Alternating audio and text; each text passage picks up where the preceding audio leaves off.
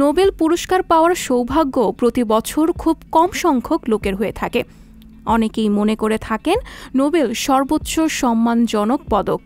লেখক, অর্থনীতিবিদ, বিজ্ঞানী ছাড়াও একজন রাজনৈতিক ব্যক্তিও নোবেল পুরস্কার পেতে পারেন। এবছর পদার্থবিজ্ঞানে নোবেল পুরস্কার পেয়েছেন ৩ জন। তাদের মধ্যেই একজন সুইডেনের লুন্ড বিশ্ববিদ্যালয়ের অধ্যাপক অ্যানি এল হুলিয়ার। নোবেল পুরস্কারের জন্য মনোনীত হয়েছেন তাকে এটা জানাতেই কল করা হয় নোবেল কর্তৃপক্ষের পক্ষ থেকে।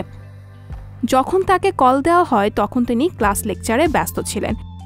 একাধিকবার কল করা হলেও ক্লাসে থাকার কারণে তিনি তখন ফোনটি ধরেননি। লেকচারের মাঝে বিরতির সময় আবার কল গেলে রিসিভ করে তিনি জানান তিনি ব্যস্ত, শিক্ষার্থীদের ক্লাস নিচ্ছেন। এ কথা শুনে কল দেওয়া সেই ব্যক্তি অধ্যাপক অ্যানির থেকে কয়েক মিনিট সময় চাইলে তখন সম্মতি প্রদান করেন। এরপরই তাকে অভিনন্দন জানিয়ে নোবেল পুরস্কার জয়ের খবর দেন নোবেল কর্তৃপক্ষের অ্যাডাম স্মিথ।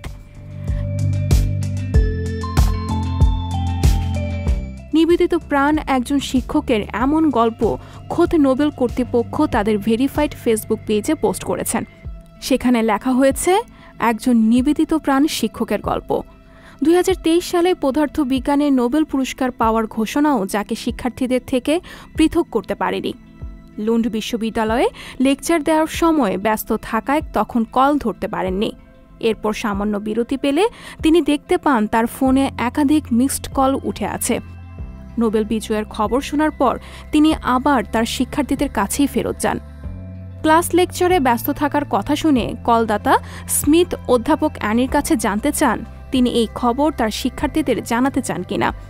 উত্তরে তিনি বলেন, অবশ্যই তাদের জানাবো, তারা এটা জানলে খুবই খুশি হবে। এরই মাঝে অ্যানি এল হুইলারকে পুরস্কারের সংবাদ দেওয়ার সেই ফোন কলের রেকর্ড ফেসবুকে প্রকাশও করেছে নোবেল কর্তৃপক্ষ।